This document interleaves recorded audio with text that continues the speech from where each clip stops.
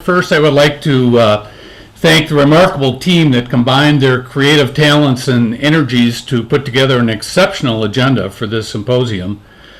I want to also extend my appreciation to the distinguished speakers, panelists, facilitators for sharing their ideas, and lastly, to those of you who have taken time out of your busy schedule to participate in these sessions.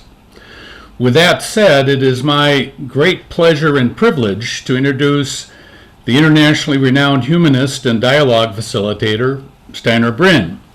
My good friend Steinar is truly a Nordic Renaissance man with multiple degrees in such diverse disciplines as philosophy and modernization, environmental arts and sciences, and most importantly, he has Gopher roots. Steinar earned his PhD in American Studies from the University of Minnesota. Steinar's distinguished career of 17 years involves intense reconciliation and dialogue work in the Western Balkans, and you'll hear a lot about that in his comments this morning. He's done this through the Nansen Dialogue Network. You'll hear a lot about different Nansen organizations. All I can say is that Steinar has been involved in all things Nansen, and he will give you a little better background of how all of those various pieces fit together, and perhaps some background on Fridtjof Nansen, who is not well known in America as he is in the rest of the world. But I can say that the intense efforts that the Nansen Dialogue Network and Steinar have exerted has resulted in 5 consecutive Nobel Prize winning or prize nominations from the years 2009 to 2014. So without any further ado, I'd like to pass the mic over and the camera to my friend Steinar Bryn. Thank you, Gary. And it's very nice to have the opportunity to revisit. I assume that some of the people listening are from Minneapolis, from Minnesota, where I have lived several years of my life.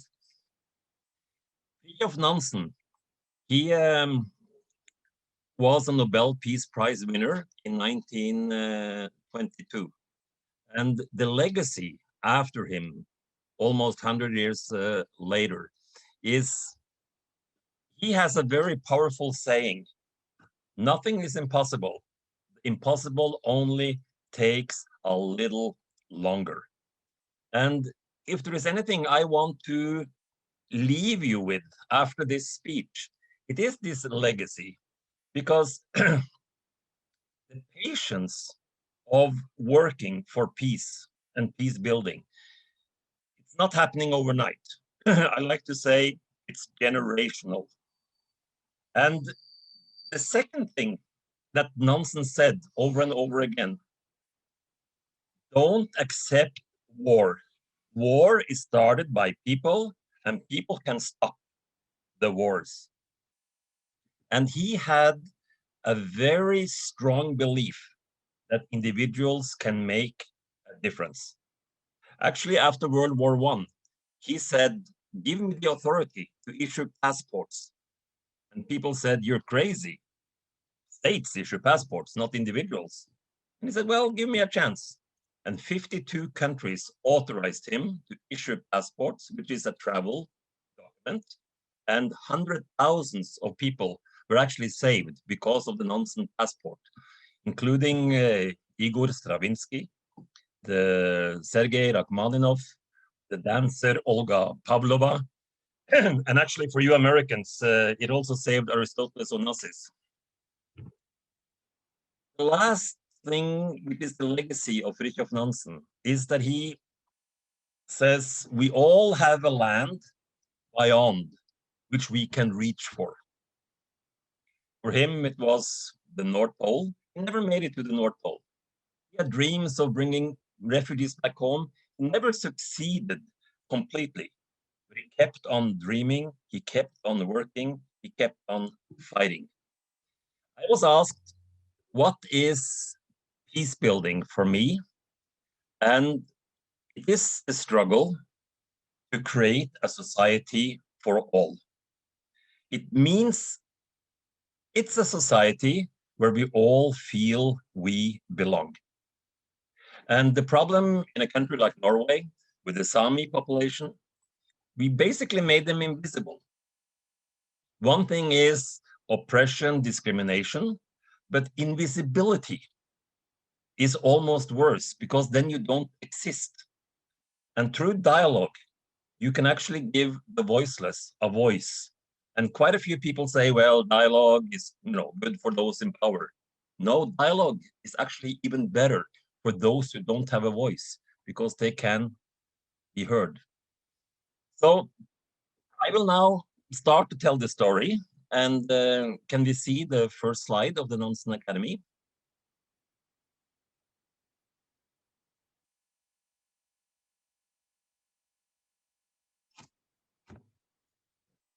This is the Nansen Academy in Lillehammer.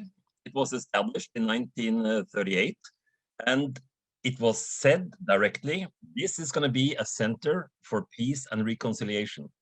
Remember, this is in the late 1930s, with fascism and Nazism developing in Europe, and we want to have a humanistic counterforce. Fridtjof Nansen is the name of the school, but the founder, Christian Schjelderup, was a bishop, and because Fridtjof Nansen was known as an agnostic, he didn't have a powerful belief in any ideology or any system. He believed in action, in doing. Lillehammer hosted the Winter Olympics in 1994, and because of that, we connected with Sarajevo, that hosted the Winter Olympics in 1984. And while we had the Olympics, Sarajevo was at war. And during that war in Bosnia and Herzegovina, around 100,000 people were killed. It was a brutal war. And we ask ourselves, is there anything we can do? And the Nansen Academy is a small institution, but we have a dormitory. We have around 70 students. We can free up 16 beds. We can invite potential leaders from all sides in the conflict, come together and sit and talk for 3 months. And that's exactly what we did. It's very important to emphasize that this would never have happened or probably couldn't have happened without the gracious support from the Norwegian Foreign Ministry. During the Olympics, we had a one-day meeting with Israeli and Arabs, and members of the Foreign Ministry were surprised by what actually was possible to accomplish just in a day. And the reason why, there is an old myth in Norway. Those on the other side of the hill, those on the other side of the river, have only one eye in the middle of the forehead. And you believe that until you see them. This is long before Facebook. So when people come together, they actually very fast can discover the human face of the other. You see a picture of Mostar in Bosnia and Herzegovina, and on the west side, you have the Croats. On the east side, you have the Bosniaks. The town is pretty segregated.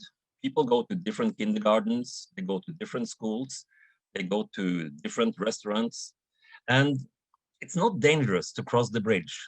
But as a father, you would say, could you stay on this side? I just feel so much safer. And Bosnia and Herzegovina is a deeply, deeply segregated society. It's not the only one. I would say that the breakup of Yugoslavia resulted in that a dream was broken. A state has disappeared. And to understand, maybe this is kind of simple, but Yugoslavia was a way of creating a United States of different people, different republics, but they all had ethnic names: Serbia, Croatia, Montenegro, etc. And the problem after the breakup, after the wars, is that every group feel somehow victimized, and every group feel a certain supremacy. So there is not that much willingness to integrate. There is not that much willingness to even have a dialogue. And how can you create a joint society? People are not even interested in win-win solutions because they don't deserve to win after what they did to us. I can pay a price myself if I just know that they will suffer. As long as they suffer more, to suffer and suffer is preferable to win-win. In this situation, how do you actually move forward? How do you mobilize? How do you inspire? How do you make people even want to live together?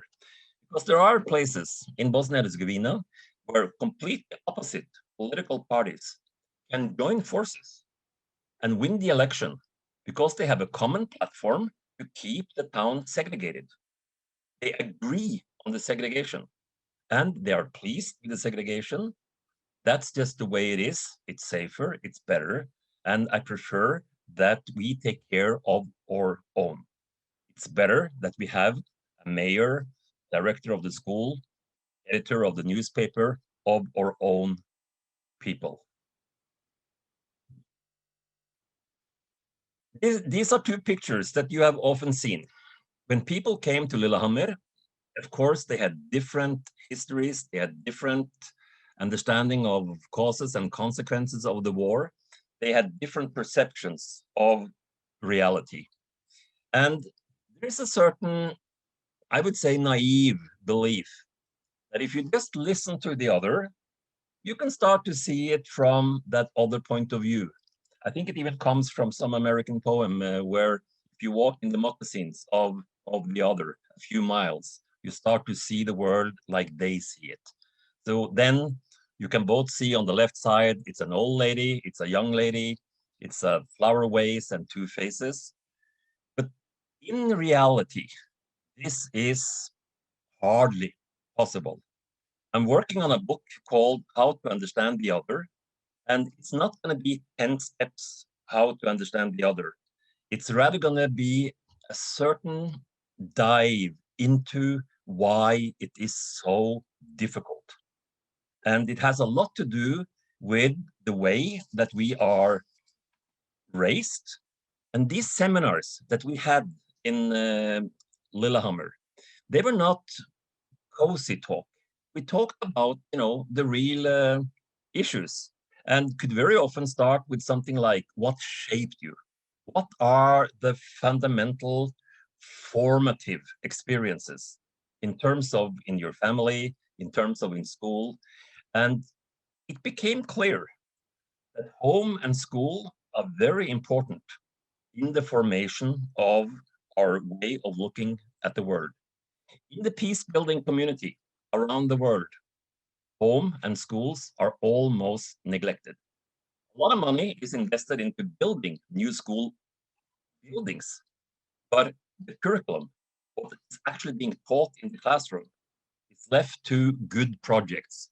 You can have a good peace project in a school involving 5, maybe 10 teachers, but if the other 40 teachers are doing hate speech, if the other teachers are telling you how bad, how evil the others are, it's not going to make a difference. I actually picked up a very powerful book at Luther College in Nicoya. There was and there was not. Written by Melin Tomani. She's an Armenian. She lives in New Jersey. And the book starts with her first trip to Turkey because she went to school, she went to summer camps, and she learned to hate everything Turkish. And the first time she lands in Istanbul, she's a little bit shocked that Turkey actually is a country. She's a little bit shocked that Istanbul actually is a city and it's actually a pretty city. It's powerful with all the bridges, the rivers, and so forth. She spends 4 years, and her project is to try to understand the other, to try to understand the Turkish position. And what happens is, after 4 years, she realizes it's too difficult because the luggage that she got in her upbringing, in her childhood, so heavy that it's almost impossible Although the genocide of Armenians happened almost 100 years ago, and she is doing her travel and research.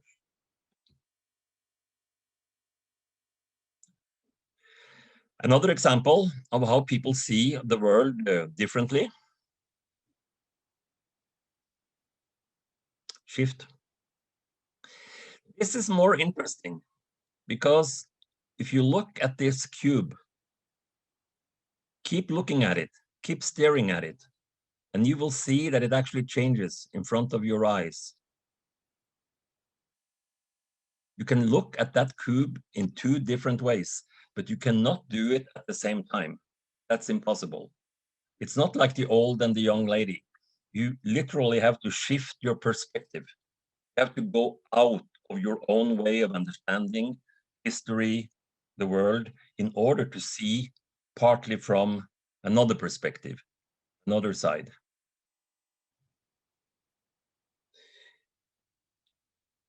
Dialogue is a way of communicating where the focus is on understanding the other.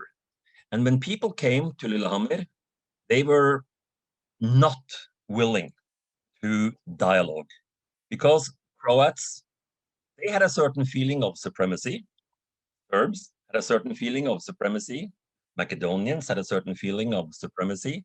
And if you lived in Belgrade, you had one story of the breakup of Yugoslavia. If you lived in Zagreb, you had another story. So, of course, there was a lot of fighting. People think that dialogue is like cozy talk, but it's impossible to somehow just go into dialogue if you have a real conflict.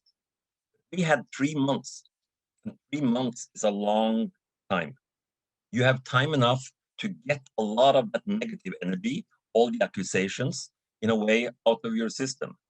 And when you live together, you start to spend time not only as a Serb or Albanian or a Bosniak, you also start to a little bit shoot basketball, go for a walk, maybe even have a beer together.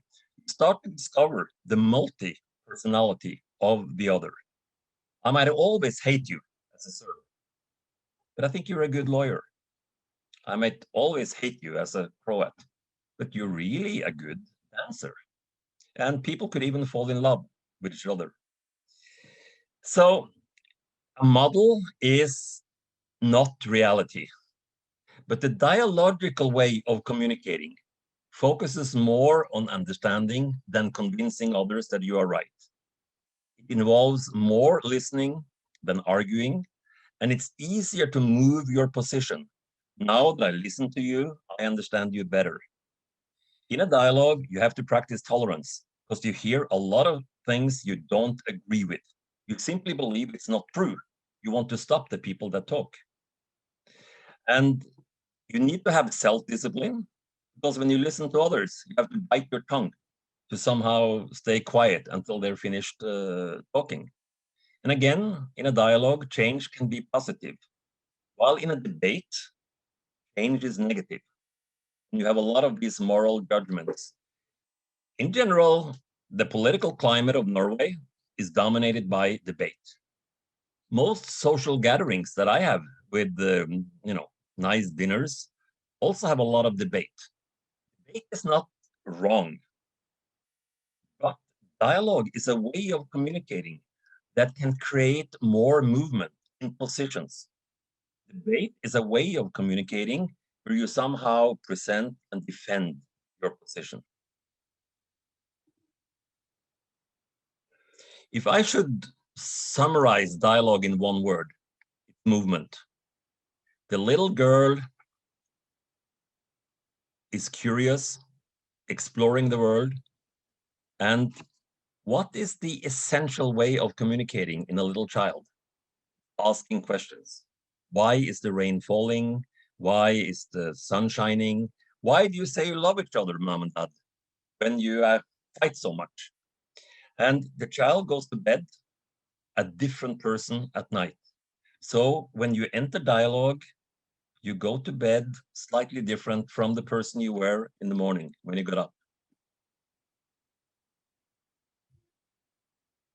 The second word I would use to describe dialogue is visibility. And I once invited a group of Israeli filmmakers and Palestinian filmmakers to come to Lillehammer and show each other the movies they had made. The Palestinians said, no, I mean, we will not do that. That means to honor, that means to respect, that means to somehow show a certain willingness we don't have. We don't want to dialogue with them. And I sat with them in Bethlehem for several days. And my main question was, don't you want them to understand how you live? Of course. Well, do you think they know? Do you think that television, school teachers, parents tell the truth about how you live? No, that's part of the problem. So why don't you want to show your movies? Well, of course, we want to show our movies, but that's not dialogue. Well, dialogue is making yourself visible. And they said, wow, we thought dialogue was what was going on at Camp David, outside Washington. And they said, of course, we will come and show our movies, but please don't call it dialogue. Dialogue is a word that has somehow, in a way, lost its meaning. And particularly with this association to cozy talk, but also dialogue is not something people have a lot of knowledge about. Google how many books have been written in the United States about dialogue. And if you can find 20 books about dialogue, I will be surprised. If you Google books about war and peace, you will find thousands. The third word used to describe dialogue is relations. Relationships are built. So I think that when we talk about this experience coming to Lillahammer, it was a powerful experience for the participants. Not that they were changing their political analysis, not that they were changing their somehow perspectives, except they were changing the perspective of the other. They were changing the understanding of the enemy. Because throughout 3 months, people would share stories. You would understand that suffering is maybe more evenly divided than what you thought. They also have paid a price. Their home were also burned down. They have also lost a family member. I had one group one time, the Association of Missing Persons, and this powerful feeling of being a victim. In some cases, you have angels and devils. In some cases, you have extreme cruelty, and it's possible to recognize, and you can use the court to find out, who's right and who's wrong. But in many of these cases, and also in the Western Balkans, it's not that easy. And I've been following now the war in Nagorno-Karabakh, and Azerbaijanis feel they have a right to the territory. Armenians feel they have a right to the territory. And it's very difficult for somebody to come and say, you are right and you are wrong. The dialogue is the starting point. Dialogue, as I said, and I repeat, it's not cozy talk.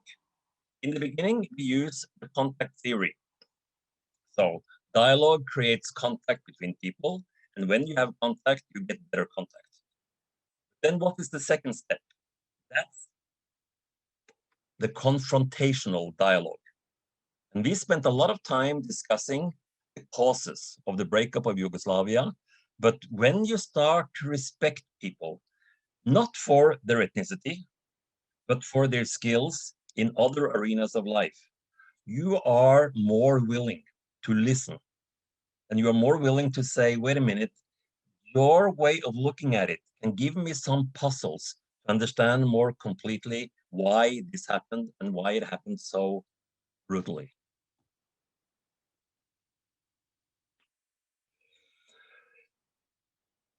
There is a successful story of reconciliation in Europe. It's very successful. It's the reconciliation between France and Germany. And how did that happen? It's kind of interesting to look into. But there is enormous amount of student exchange between France and Germany. There is a lot of friendship communities, friendship cities, and face-to-face contact. So to use Acropolis as a place to try to reconcile, this is a group of Serbs and Albanians from southern Serbia that have a common heritage on Acropolis.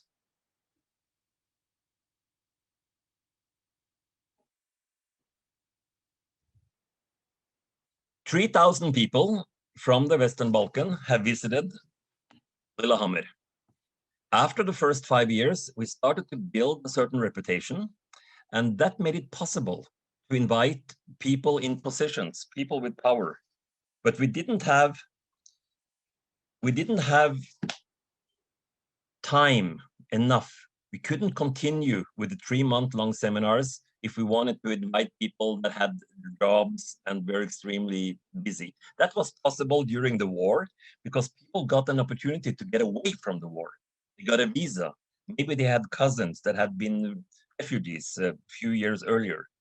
So throughout the 2000 into the 2010s, we started to have 3-week, 2-week, and toward the end, 1-week seminars. That's how we reached a number of 3,000. Around 2000, the foreign ministry came and they asked, what are these people doing after they return? Has something changed? And there are too many seminars where people come together, they talk, they have a good time, they share experiences, they understand each other better, they go back home, and things are the same. There is no structural change. So the big question is, how do we create structural change so that a shared society can become possible? How do we move from coexistence to shared society? We have to talk about how we change public administration. We have to talk about how we change maybe the most important place, which is the schools. And as long as you have segregation in schools, it's very difficult because in a place like Bosnia and Herzegovina, you teach different history. You teach Croatian history in the Croatian schools. You teach Serbian history in the Serbian schools. You teach Bosniak history in the Bosniak schools. So historiography becomes a very important subject. We can see historically, when Norway became independent, Norwegians and Swedes came together and they wrote a joint history.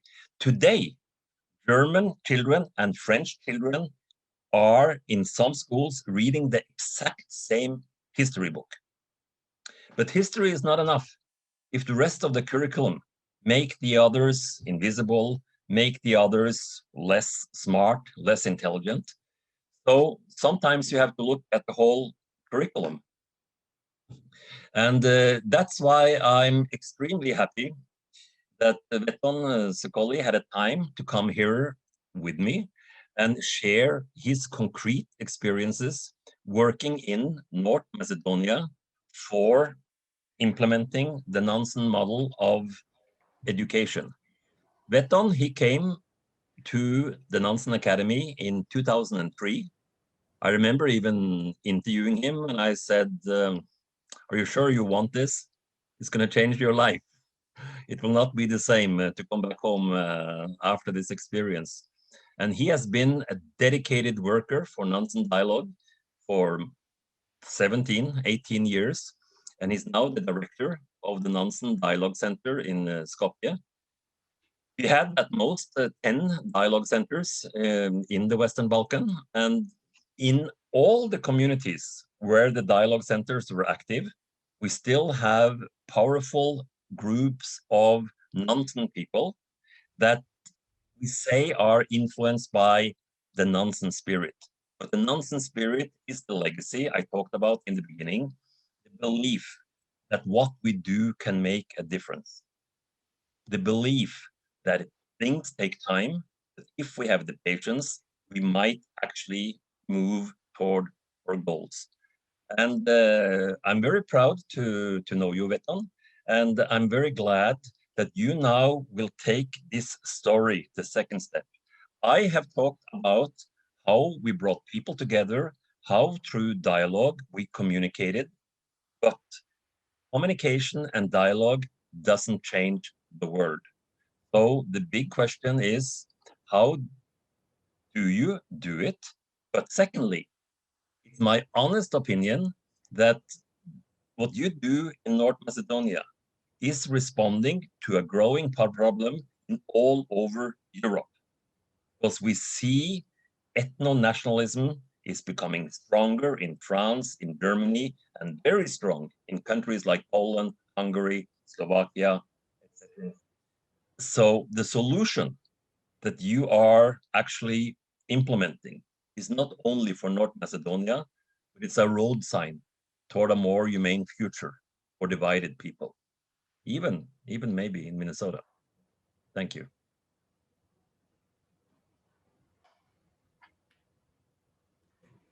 Thank you, Steinar, for this great introduction. I'm going to ask the host to allow me to share my screen.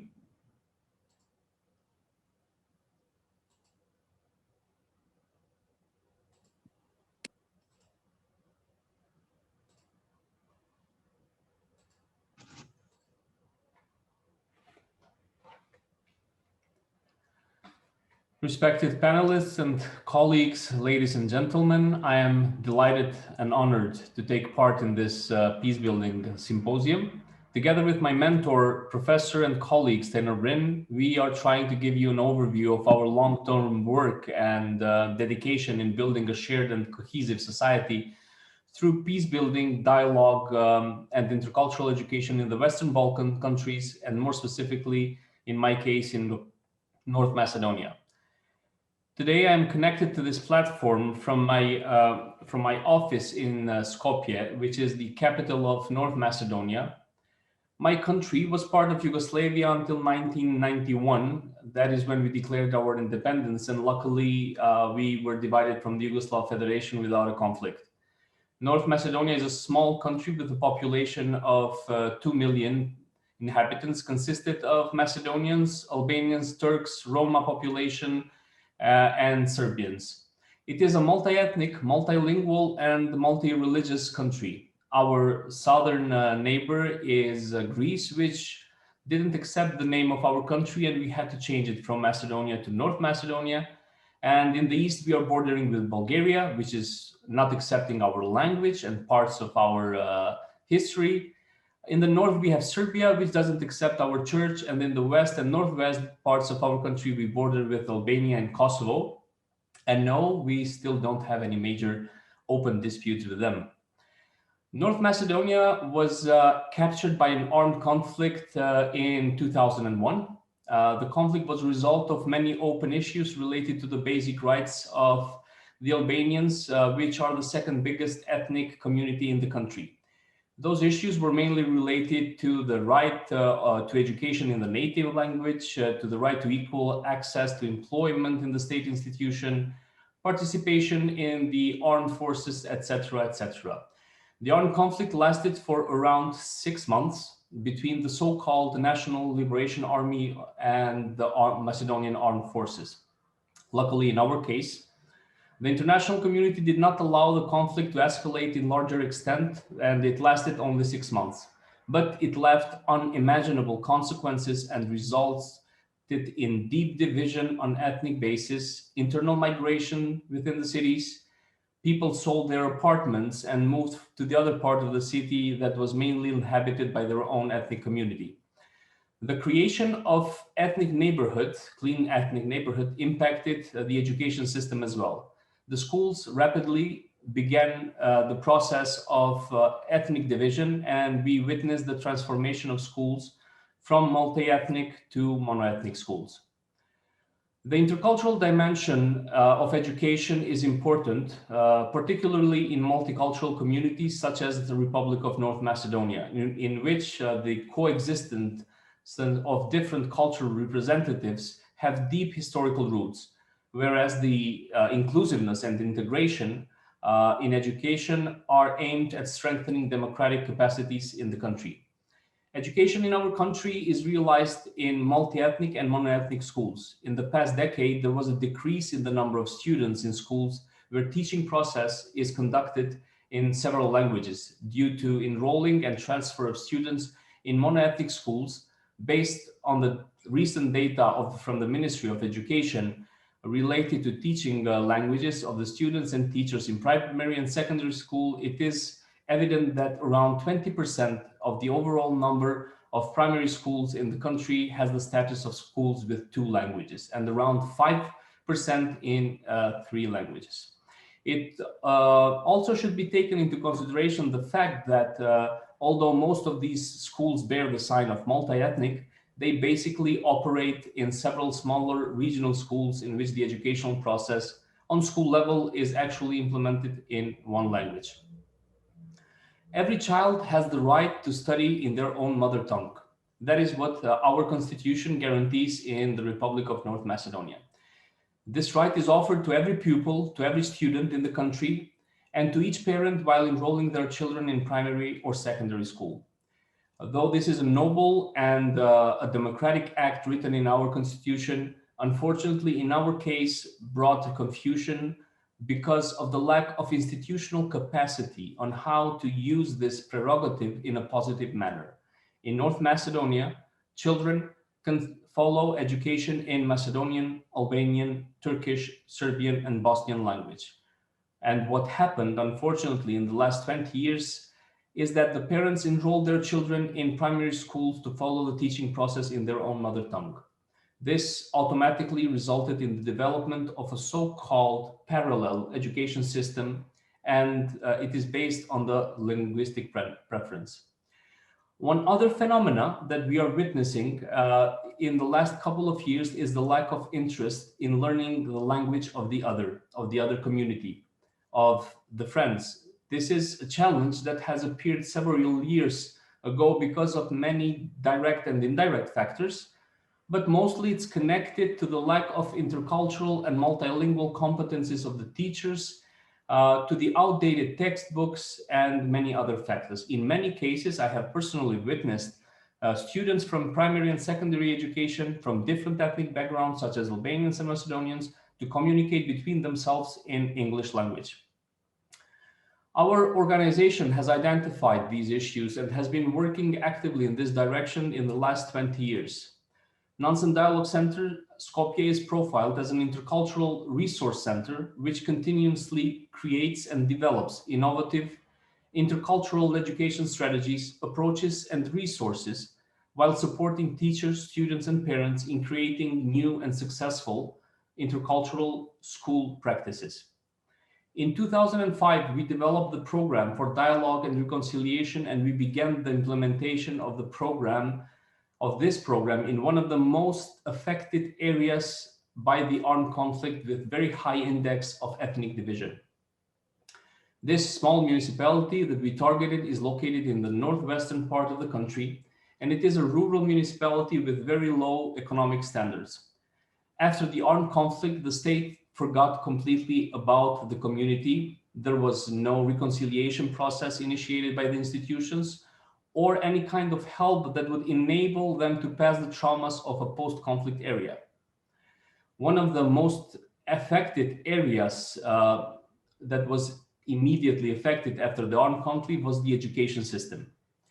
More precisely, the primary school that collected more than 700 students, Macedonians and Albanians, began the process of ethnic division.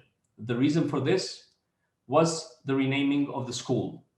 The decision for changing the name of the school was immediately politicized. The political parties somehow felt the momentum for gaining political points by creating a chaos between the villagers.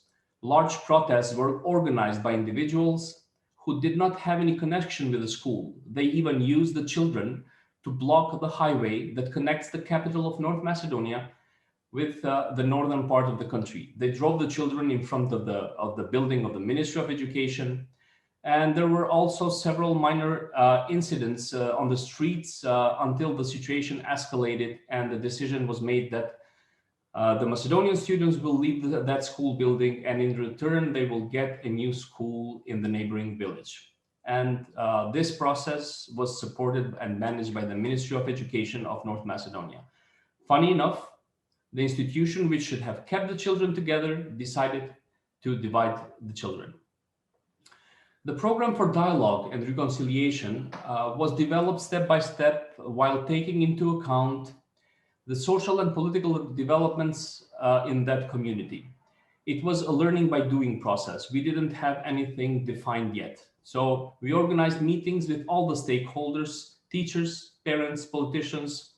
After we created a core group of people that represented the whole community, we decided to organize dialogue seminars and offer them a safe space for conversation and dialogue. This was the first time after the conflict where they had the chance to sit and discuss how to move forward. The most interesting element of these dialogue seminars was that either the Albanians or Macedonians, they all had the same problems. They all wanted what is best for their community, their village, or their municipality. As a first step, we decided that we'll help them with improving the education, the quality of the education process in their schools. The school buildings were old, without toilets, without the necessary and basic equipment to implement the regular teaching process. We did some minor reconstruction of the school building, and we also opened courses for IT, information technology, and English language for the students from those villages. The courses were very complicated to organizing in the beginning because we had to make sure that the children will travel safely from one village to another. Back then, freedom of movement was very limited. We used the bilingual approach in the teaching process while using two teachers from different ethnic communities lecturing in front of multi-ethnic groups of students. We started the courses with only 12 children. 2 months later, we received around 250 students which were willing to follow the courses on daily basis after school hours. Through this program, we noticed an immediate enhanced cooperation between the teachers from different schools, enhanced cooperation between the parents, and slowly we reestablished the broken link of communication. After 3 years of work, we decided to open the first integrated bilingual primary school and implement the Nansen model for integrated education as a novelty in the education system of North Macedonia. We wanted to open an integrated school in the place where the school segregation on ethnic basis began. We wanted to show the institutions, we wanted to show the Ministry of Education and the parents that there is that integrated and intercultural education is far more beneficial for the country than segregated education. The team for education and training within our center developed the Nansen model for intercultural education as a model of education which enables successful integration of students, parents, and teachers from different ethnic communities through a modern and educational process. The benefits of this model are numerous. It was built on the experience and expertise gained during our fieldwork around the country. It is tailor-made for the context that we are living in. Besides promotion of the integration of the students, there is also integration of the teaching staff from different ethnic background. Another benefit, which is also very important, is the integration among the parents, which in our case are partners of the school. They are involved in the decision-making process, and in this way, they feel ownership over the schooling process and their children. The program for students is developed specifically for their interests by offering high-quality extracurricular activities that enable students to acquire a variety of life skills and abilities, permanent upgrade of knowledge, strong self-esteem, as well as promoting open communication, socialization, dialogue, tolerance, and overcoming stereotypes and prejudices. The program for parents, on the other hand, is an important element in the teacher, student, parent triangle. We have developed programs for annual cooperation that promote their active role in the school. It increases the life skills of the parents and creates habits for their continuous self-education, strengthening the cooperative relations between the parents and the school staff from different communities. Over the years, we have continuously followed the results, so the impact, the advantages and disadvantages of our work mostly through research-based analysis and evaluations. The results that we identified from these measurements are many, but I'm going to mention only some of them. So improved and enriched didactic component in multi-ethnic groups, an exceptionally high index of group cohesion, reduced barriers for learning the language of the other, developed skills among the students for constructive conflict resolution, critical thinking, and flexible approach towards the problem situations, and many, many other. The interest of schools for implementing the Nansen model for intercultural education was growing continuously. One of our biggest problems that we faced back then was the lack of competencies and knowledge of the teachers that wanted to implement the model. For this reason, we decided to open the Training Center for Intercultural Education, and in 2012, in partnership with the Ministry of Education, we achieved to establish that training center, and it began functioning from then. We offer 3 levels of training: basic level, advanced, and specialized training. The structure of these trainings are 60% theory and 40% practical work. The total duration of one training cycle or of all training cycles is around 2 years. So far, we have trained around 1,000 teachers from North Macedonia, from Kosovo, from Serbia, from Bosnia and Herzegovina. The main fields that we wanted to impact through our trainings are improving the quality of the education process in North Macedonia, to upgrade the knowledge for intercultural education, and develop intercultural competencies and skills. We wanted to spread the idea and the philosophy of the Nansen approach. We wanted to stimulate teachers for professional and personal transformation and support of an anti-bias approach in the multi-ethnic school environment.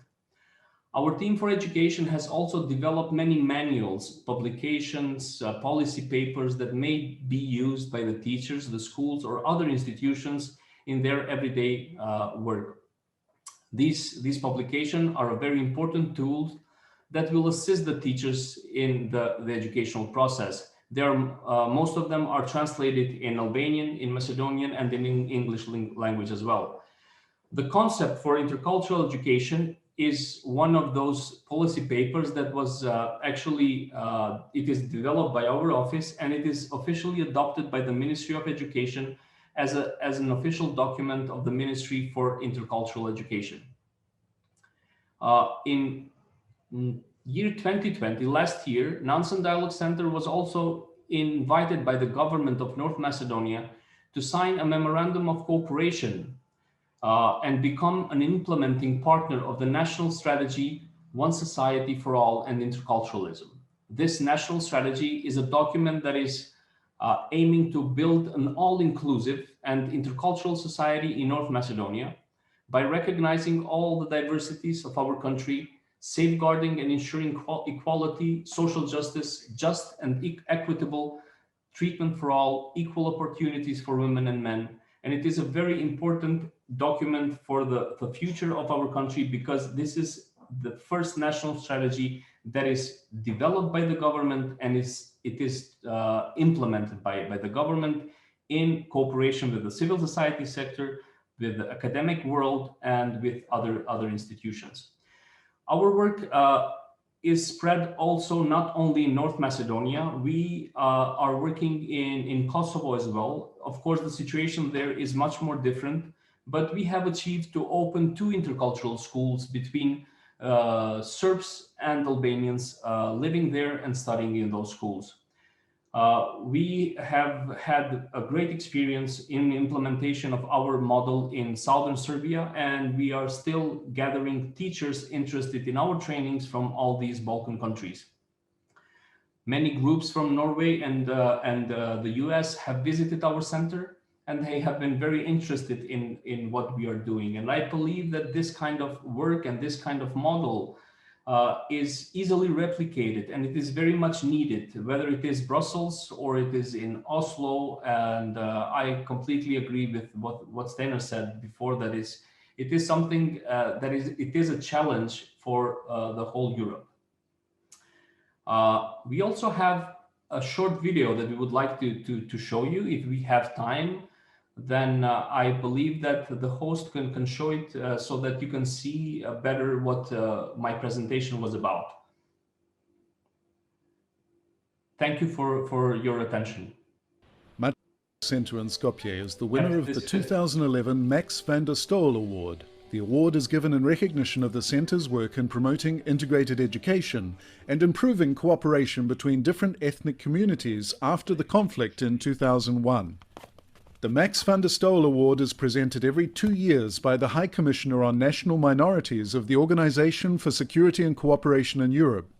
The award is named in honor of Max van der Stoel, who as the first OSCE High Commissioner made a significant contribution in improving the position of national minorities. Much of Skopje is under construction. Across the country as a whole, ongoing reconstruction efforts seek to foster reconciliation and help build a stable peace. But in the education sector, efforts to bring communities back together are hampered by the question of language. The country's constitution guarantees that each child receives their education in their mother tongue, but this has led to an entrenched segregation in schools.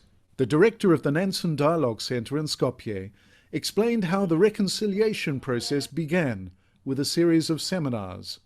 The main aim of the seminar was to re-establish the channels of communication among the people, because they know each other. They went in the same schools. And after the war, they broke all the connections and communication. The schools came as product of the program for reconciliation. On the beginning, in 2005, we went that it's possible, to open integrated schools in the municipality, which was affected by the conflict in 2001. NDC Skopje is part of the Nansen Dialogue Network, which operates across the Balkan region. It is inspired by the work of Fridtjof Nansen, a Norwegian diplomat who was awarded the Nobel Prize in 1922 for his work with refugees after the First World War. This year marks the 150th anniversary of his birth. Jegunovce municipality is a rural area close to the city of Tetovo in the northwest of the country. It saw some of the heaviest fighting during the conflict, and tension in the villages remained high after the Ohrid Framework Peace Agreement brought an end to the hostilities. NDC Skopje focused on strengthening this fragile peace through dialogue, reconciliation and integration, before widening its activities to include integrated education. We saw that the formal meetings that we had were not of a big success. So it was more like a meeting with the parents or the community in front of a school or on the street, or most likely in a coffee shop, having a tea or a coffee with them until late in the afternoon, because that's where they felt comfortable. That's where they felt like they're in their own territory, and they can really open up in front of us. We wanted to involve everyone, all the layers of the society, from the students to the directors and professors of the school, from the village leaders to the local politicians and the mayor. We wanted to include everyone and make them part of the decision-making process. The mayor of Jegunovce explained the importance of the project to the municipality. Нашата општина беше позната во 2001 година со проблемите што ги имавме во основното училиште во Шемшово.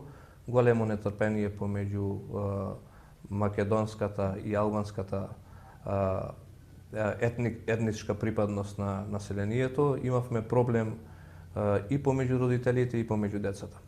Со овој проект успеавме состојбата многу да ја подобриме, бидејќи со овој проект веќе имаме едукација не само на учениците, туку и на родителите од нашата општина, односно на и како што проектот се одвиваше, сите локални структури, не само децата и родителите, туку и воопшто целата локална самоуправа, односно сите граѓани на општина Јегуновце овој проект го прифатија како свој и морам да нагласам дека сите се гордееме со проектот што го спроведуваме во Прелюбиште. Дружењето Помеѓу самите ученици многу значи за нас. Po unë mendoj se kom qenë për fillimi edhe jam mundu ta pat kontributin tim.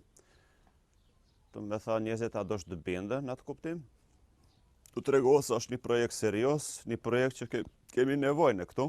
Në krenar, se vajza ime merr pjesë në një projekt fillestar ku bëhet fjalë për tolerancën, do të thënë ndërretnike, apo kontaktet ndërretnike dhe me njerëzit tjerë është një projekt i veçantë, po edhe vajza ndihet në atë punë krenar, do të thënë me një shkollë norvegjeze, po edhe pse janë, do të thënë në një shkollë ku komunitetet ndryshme, do të thënë maqedone dhe shqiptare mësojnë bashkë, për mu është pak rënd, për ne, po jemi të kënaqur, do të thënë se e bëjmë hapin e parë, e bëjmë fillimin ne, në atë kuptim. The integrated primary school opened in 2008. One of Nansen's local assistants explained how the project has since developed and grown.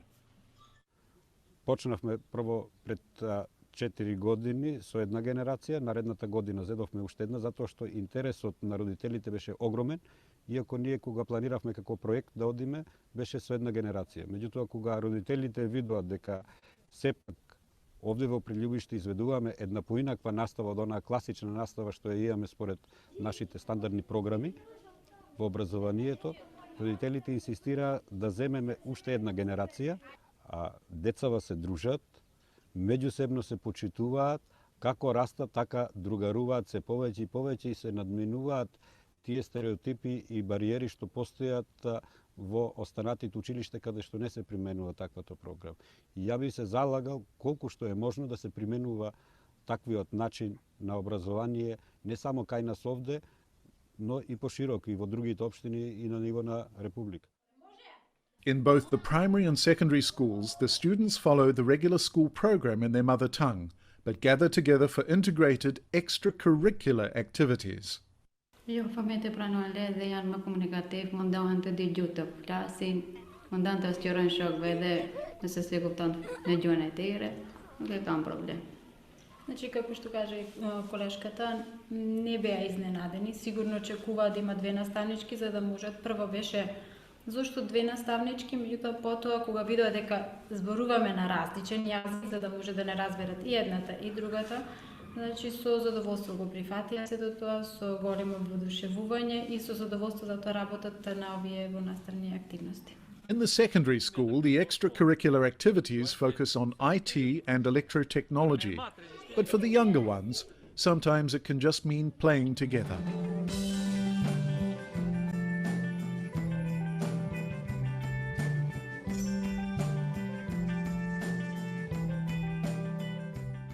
Këtë shkollë, përveç arsimit të rregullt i cili bëhet në kuadër të programeve të cilat i organizon Biroja për zhvillimin e arsimit, paralelisht zhvillohet edhe arsimi jo formal në bazë të programeve të cilat i harton Qendra për Dialog Nansen Shkup, zyra në Shkup, dhe dëshmi shumë më e fortë për këtë është në qoftë se shohem në për faqet e Facebookut, do të shohem se veç nxënësit tonë janë shokë ndërmjet veti, janë miq.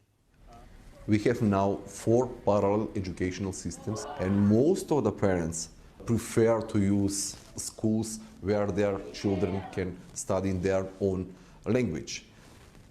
The gap between the parallel system is bigger and bigger. That gap, that lack of communication among the students produced stereotypes, prejudice, sometimes violence. We are trying to decrease that gaps between the systems.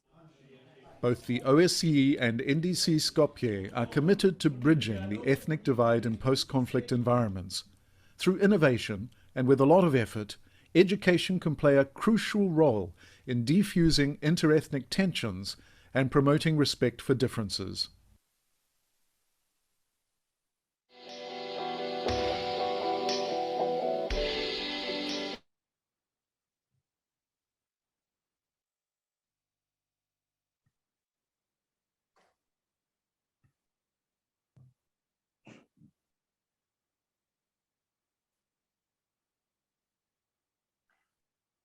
Thank you. Steinar Bryn Veton, at this time, would you like to take some questions that we have from the audience? I'd like to start looking at the first questions. Madeline Leiden has a couple of questions. And Madeline, would you like to unmute and ask your question directly? Sure. Thank you, Mary. First, can everyone hear me? Yeah. Yes. Okay. Thank you both for being here. So my first question is a little long, but I'll ask it. So the Nansen Schools project in Macedonia, North Macedonia, has been written about as being one of Norway's most successful peacekeeping endeavors, largely because of how involved everyday local people have been in the project. But one question that comes up in some of the literature is how successful this endeavor would have been without financial support from Norway.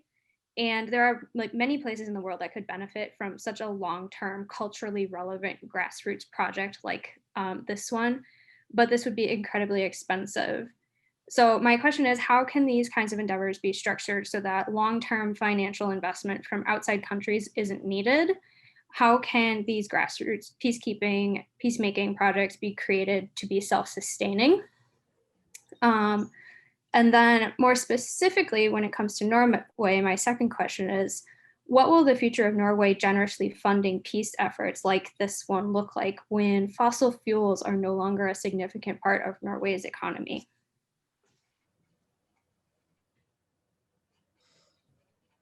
Tough questions. I think that if you look into the work of the Nansen Dialogue Center in Skopje, there are some very low-cost activities. I think the first year building trust, even before the work really started, it was something like 260 coffee meetings, talks. And then you have components like buying computer equipment to some schools. That has been, of course, much more costly. I think that the honest answer to your question is that the support from Norway financially was crucial in making a difference in the beginning, because in order to motivate the schools, fixing the toilets, fixing the walls, providing some of this equipment was a way of building trust. You can say that the conclusion for me as a Norwegian is that we should spend so much more of our support on education as compared to other projects that Norway are supporting, around the world. And I think that it's almost impossible to assume that local people alone, because remember, there was a conflict, there was a fight, there was a war. And in the beginning, there isn't really any willingness. So the role of the bridge builder, sometimes, to be honest, I didn't even feel like a bridge builder. I felt like the bridge that was somehow making it possible to organize some meetings. Can I interact? Yes, go ahead. Yeah. Yes, you might, if you see it from the perspective, what would it happen if it didn't have the financial support by Norway or the United States or either of the developed countries in the world? Well, that is very true. I think that without the support of the foreign countries which are supporting North Macedonia in this case, we wouldn't have such an initiative. I don't think that we would have built so many. We wouldn't have trained so many teachers, and this model wouldn't have been known. But if you take in consideration the stability and the institutional development and the impact of these trainings, of these activities that we offer versus the annual budget that is spent for these kind of activities, I think that the difference is huge, because we are still a country in development. Unfortunately, we have unstable governments that are not doing what is the best thing to do for our country. But on the other side, if we leave these kind of schools, the schooling system to be divided, we will most probably have the peace walls as we have in Northern Ireland, let's say. And I think that the comparison between the first one and the other one is pretty reasonable. Macedonia, in our case, we were lucky enough not to have such a long war, such a long conflict, in comparison with Kosovo or with Bosnia and Herzegovina or Croatia, which had a lot of more casualties and material damage that is irreplaceable. But I believe that in any case, the more developed countries should support the ones in need, especially with grassroots projects, and not spend funds that much in fancy projects like that do not affect the people in need. Thank you. Masoud Amin has posted quite a few really good questions and comments about how this dialogue approach might be approached differently with regard to refugees. You've talked about an approach that is working with communities that have been living side by side but separate for probably generations. Masoud, would you like to ask a question out loud, or shall I read one of your questions? If you would like to ask a question, please unmute yourself. Thank you so much. I'm really honored to be here because I have highest respect for Gary. Had worked with him when he was in Minnesota in various dimensions, and he's an amazing, as you know, amazing person. Steinar, Benton, other colleagues, you were terrific. I am humbled by what you do, not just what you say, but the really transformative work you do. My questions really are three questions. I just reposted two of them. I try to keep it brief because it's a lot. My life's mission has been powering progress, whatever impedes progress, human rights, women's rights, social justice, but I do it through engineering, electrical engineering, to bring electricity and water to poor parts of the world. Because my parents were medical doctors and I saw villages without electricity. Fast forward almost 50 years, I volunteered. I went through a period of injustice here within Hennepin County that I suffered a lot for. So I turned it into, instead of being marked by it, what can I do for others? And I decided to volunteer for immigrant causes, refugee causes.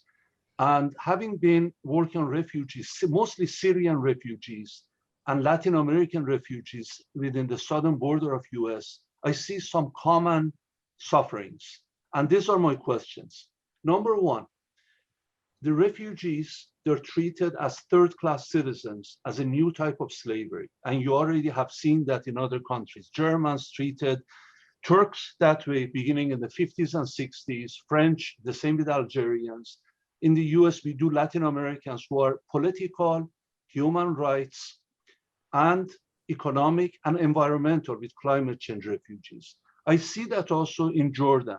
Jordan has a great program. Unfortunately, the way the Syrian refugees are treated, they create an imbalance between UN, other NGOs, US ties the aid only to go to the refugees and hand me down rather than empowering them with capabilities that they can earn the money regardless of where they are. They cannot even go back to Syria, even if Syria is restored. And by birth, I'm originally Iranian, Persian. So what I wanted to give to that part of the world, they can't. They don't have the tools to go back. And the monies that go there create animosity between Jordanians, indigenous population, and Egyptians, and Syrians. The quality of life for Jordanians go down, and they look at slight increases, improvement in quality. I saw that in Bosnia too. I traveled through Bosnia, former Yugoslavia, back in the 60s and 70s during Tito, and I visited it 6 years ago, and I was in tears the whole time. So I fast forward then to Norway. Not to be too direct, but Pakistanis come to Norway as immigrants. They gain weight, they develop unhealthy habits, become diabetic, heart disease, etc., the diseases of the rich countries. And they become a source of stress on the health system. And as nice as Norwegians are, in private, they will tell you that this is a huge burden on our society. So the question, the really key question I want to ask you is, competition for resources creates, and jobs and economic growth and opportunity creates imbalance within the societies. And the conflict can be between nations, can be within the country internally, or within a community. Like we saw, George Floyd was killed less than a mile from where I live. And if you have a humanitarian non-sector position, I wanted to ask this to you. What do you do to try to do this by design? I mean, Gary coined the term innovation by design.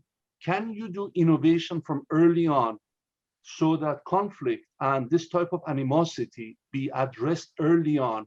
And how do you change the dialogue? Steinar did a great job. I was blown away by his comments about dialogue. What can you do that the sudden flood of refugees are absorbed in a way that is more humanistic and doesn't create conflict? I apologize, I can go on and on, but that's okay. Thank you, though. Let's Steinar or Veton, one of you would like to address some of those issues around refugees. Thank you. Well, he is right. In Norway, we see some of the same polarization as we see in other countries in Europe. And some of our workers at the Nansen Dialogue Center in Skopje have commented, why don't we have a Nansen Dialogue Center in Oslo? Oslo is a deeply segregated city in terms of the schools, in terms of neighborhoods, and it's visual. You can see it. And I've been arguing a few times, why do we support integration abroad while we segregate at home? And the vision, the innovative vision here is a shared society where everybody feel they belong. And that feeling of belonging, both Veton and I are communicating in a very loose group coming out of Viva Ta Viva in Israel, where the focus is on Jews and Arabs. There are people from Belfast focusing on Catholics and Protestants. There are people from Belgium. Belgium is a deeply divided society. What is good about shared society is that it's looking forward. Dealing with the past is extremely important and it's necessary, but it's looking backward. Somehow reconciliation is giving up the hope of a better past. And when you start to talk about the shared society, like in a country like Norway, of course, refugees has to be included. So can the dialogue approach that has been developed, the Nansen Dialogue method in Bosnia and Herzegovina, be applied in Norwegian communities? And if you go in on the peace.no, you will see that the Nansen Center for Peace and Dialogue are doing a lot of good work in Norway, applying the experience we have from abroad. And around 300 people from my community, Lillahambe, have actually traveled to southern Serbia, northern Macedonia, to see and learn. And even the director of Høyen School, which is a very famous school of integration in Oslo, but at that school, you don't find the majority. And they have traveled to look at, because what you address in Skopje, in North Macedonia, is how to create a society for all. And that means all. The creation of that one society, it is very hard, and it's tough work. But what Masoud was referring is very interesting, because we have this ongoing conflict, which is now actually not as it was. It's not that big between the Macedonian and Albanian community in North Macedonia. But what is more interesting is that if they can't live together in Skopje, they can live in harmony in Frankfurt or in Berlin. So they're chasing their dreams, and they're moving very easily from this part of Europe to Germany, where they find jobs, they find stability, they find good schooling, solid schooling system, better healthcare. And back there in the neighborhoods in Germany, they don't have a problem with each other. But if they come here in North Macedonia, then the problem arises, and that is because of the dysfunctional system in our country. Thank you. Thank you so much for the opportunity to ask. Thank you. and I saw an earlier comment that I would like to get back to from Sharon Hicks Bartlett. And Sharon, I don't know if you're there or interested in saying your comment out loud.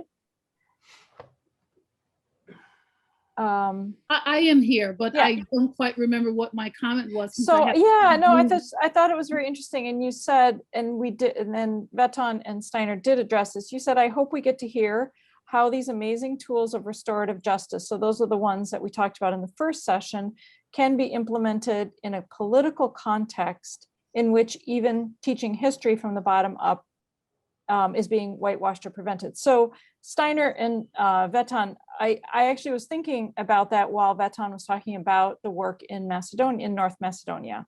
So in the United States, I don't know if you're aware, there's just this huge debate about how history should be taught. Sharon, I don't know if you'd like to say anything more, but I think that's such an interesting question about, I think in a lot of societies that are divided, the question of how you teach history is really important. And we are in the midst of that debate here. Sharon, did you want to say anything more? I did. I think, first of all, I want to thank the two gentlemen for the talk because it raised a lot of other questions for me, which I'll try to say a little bit about. Great. One is, I think that I really appreciate the two perspectives because it really gave me a clear understanding of the complexities and difficulties that other global communities face. But I think the thing that really struck me is that in America, we have this really, what some historians have called the original stain, and how that has permeated every single way in which we frame arguments, look at arguments, even dialogues, even people voting against their own self-interest because of these competitive perspectives with other people. And we even have in America one particular state that really creates our textbooks for the rest of the nation to look at. And those textbooks are very much about teaching history from the top down rather than the bottom up. So you can cover the entire Native American history in a couple of paragraphs and Black history in a few pages. So how do we transfer some of the incredibly interesting things that you've talked about in this context where there is this original stain of chattel slavery and people feeling a condemnation of other people and not seeing people as human. In fact, there's a lot of research on the dehumanization of other people as related to like the out of control gun problems we have. So how do we start to educate people from the very earliest to see the humanity in others so that we don't have this ingrained or baked in division about other people? Thank you, Sharon. I think Sharon, how do we do? That is in one way exactly what Veton is responding to. We have to start with an integrated model in kindergarten, but definitely, in first grade. And you can talk more about that, Veton, how you've been working on rewriting curriculum, the old curriculum. NDC Skopje have analyzed close to 400 textbooks that were used in North Macedonia. But remember one crucial thing. You cannot somehow go in and say, let's change. I mentioned the 260 cups of coffee in the year 2006. In the beginning, building the toilets, fixing the classrooms, painting the walls was a way of actually showing ourselves as good guys. We even bought the globus, like an atlas for classrooms, so they could see the world. We even organized school trips to the airport, so they could see that actually flights are traveling, airplanes are going somewhere else. There is a Europe out there. It's not only standards, but it's people, it's countries, and so forth. One important thing that NDC Skopje did was a need assessment among parents. What do you feel you need? And then they wrote a report that somehow spelled out the needs. It didn't evaluate, it didn't, in a way, analyze, but just became that voice. This is what people feel they need. But there are certain things we can do something about. You don't feel your children are good, educated in English, we can have English classes. We can have classes in data. And when the children started to come together, learning English, they were a little bit surprised. Why don't we understand each other's language? Why do we speak differently? We live 5 kilometers apart. So we started slowly with language, but not so much teaching in the classroom, but through the play. So play is so crucial for little kids. That's how they learn, not in the organized classroom. So I don't see any other alternative than changing the educational system, because we human beings, we are not perfect. We are extremely self-righteous. That's the problem in the Western Balkans, and I think so in the United States as well, is self-righteousness. So when we are in a conflict, we are right and they are wrong. But luckily, we have education, and through education, we can improve ourselves. Can I jump in and just add one more comment about that? I'm wondering, how do you circumvent education if the policies are structured so that you can't teach certain things? For example, there's a big backlash now against what's called the 1619 Project and other projects that want to teach inclusiveness, but it's been reframed by some political perspectives as division. And so you have people jumping on those bandwagons. And for example, the anti-critical race theory, but if you ask the average person what it even means, they don't even know what it means. So I agree with you that education is the avenue to which we can start in even small ways in our home. But I just wonder how political perspectives can quell that and prevent that from actually happening. A very clear answer: hang in there. I think that we have been communicating with 12 different ministers of education during this process, and roughly half of them have been against what we are saying and doing, and the other half has been supportive. There has been people that have tried to destroy this by setting up roadblocks, by stopping the school bus, by threatening parents who send their children to join schools. But what is the alternative? You just have to hang in there and trust over time. And what started with building toilets in one municipality in North Macedonia have now resulted in NDC Skopje being actually the consultant for the ministry in the program One Society for All. But it has been enormous amount of trouble along the way. And one person asked about the donors.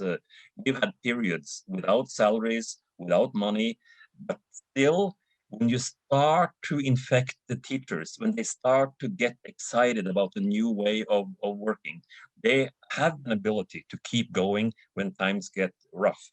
And if Norway don't find more oil, if we run out of money, I'm sure now at this moment, of course, there are so many teachers committed to One Society for All that this work will keep going. Thank you so much. Thank you. And thank you, Sharon, for bringing in that example that we have in the United States and how we might learn from other countries. Are there any other questions that people would like to drop into the box or ask to unmute and ask a question? Gary, I was wondering if you have any comments or questions that you'd like to make about this panel. This is the hard part about Zoom. So, one thing that I was really struck by and that I'm interested in, Veton, that relates to what Sharon was saying.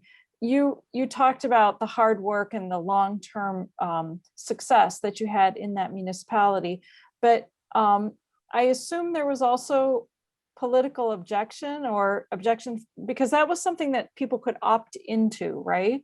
And so I assume that even maybe within that community, there was opposition to that. And I'm curious how you would have dealt with that, because I think that's one of the things we're struggling with here in the United States.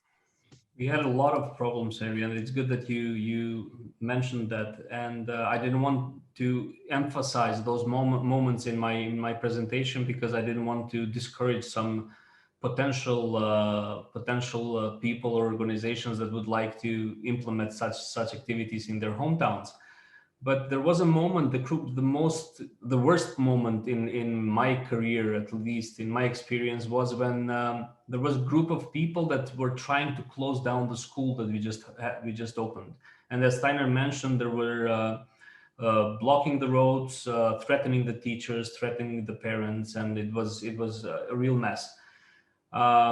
We didn't have the real support by the institution, except for declarative support. So they gave statements that they support us, but in the real life, in the real world, they did not come to the place. What helped us a lot was that we had the parents as partners along the way. So we built the school, we built the parking lot, we built the fence around the school with the voluntary help of the parents. So we found those 20, 25 parents which believed in what we talked about, that we actually took them to Norway once for a week to tell them how a multi-ethnic school looks like, how an integrated school looks like. So when these problems appeared, we were kind of, pessimistic that the school will remain open. But what happened was that the parents stood in front of the school, they protected the school. And luckily enough, I remember as it was today in a meeting I had with a US official working with the US embassy back then. And he offered his help to talk with those troublemakers. And he kept his word. He actually did go to that village and he talked with them. And somehow after that, things started to change. And we also saw a bigger interest by the mayor of that municipality, by other politicians that somehow got encouraged that we are still standing, and they supported us on the way. But without the institutional support, without the support of the government, of the country, it is very hard to achieve something because you will remain only as a project, only as an initiative. So for years, we tried to incorporate our system, to incorporate our project into the system, into the educational system. And that it has been very hard. But I think that we are reaching the point where there is no other way. For the moment, we are having new curricula that are being drafted for primary education. And in that curricula, intercultural education is becoming part of the regular teaching process. So like it or not, those 1,000 teachers that we have trained so far are already employed, and they will deliver the skills, abilities, and competencies within their schools. And I believe that intercultural education, as Sharon said about the history, it's not only in history.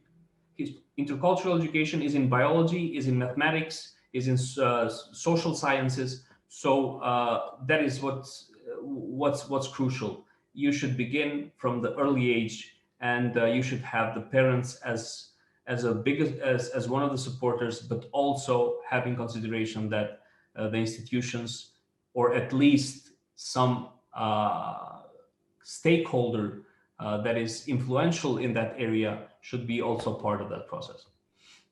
Thank you. On that note, we have hit noon Central Time, and I know that for Steinar and Veton, it's quite late, their time. And what we hope is that this is the beginning of a dialogue among us here at the Humphrey School and the Nansen Center in Norway, and that hopefully in the future, we could actually have some in-person work together, talking about the really positive developments, especially that Veton and Steinar talked about, but also the persistence that that it requires to move forward on this. And I would like to thank both Steinar and Veton for their time and for their deep insights into how the Nansen Dialogue Center has worked in these countries, but in this very particular space at this time. And I'd like to thank also the questioners who brought up some really interesting and good points. And I know that they probably would like to add some more. But we are going to have a lunch break now. And I'd like to invite all of you during the lunch break, you will have an opportunity, I believe, to see some of the trailers for the films that filmmakers Joe Piscatella and Hunter Johnson are going to be talking about in the next session. And we will move from this discussion about education, or this focus on education and dialogue, into storytelling and peace building. Steinar and Veton, thank you so much for your presentation today. And Gary, thank you for being part of this conversation too. Thank you. If you have Thank a you for final being word, invited. And yes, I have a final word. Yeah. I just realized that Norway and Minnesota and North Macedonia, we have so much to talk about. Norway is fascinating with its old literature and folk music, of course, but the current problems of how to live together, how to create shared societies, I think that we can benefit a lot from mutual exchange of experiences. There was a lot of examples mentioned in the first speech, and there is a lot to learn from North Macedonia. So we are on a common journey in this world, creating a better place for people to live. Great, thank you. And we hope to see you in the rest of the seminar. Gary, would you like to say a final word here?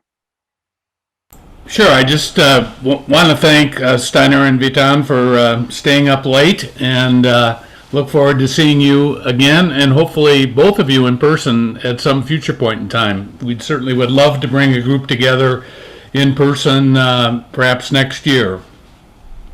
That would be great. Thank you.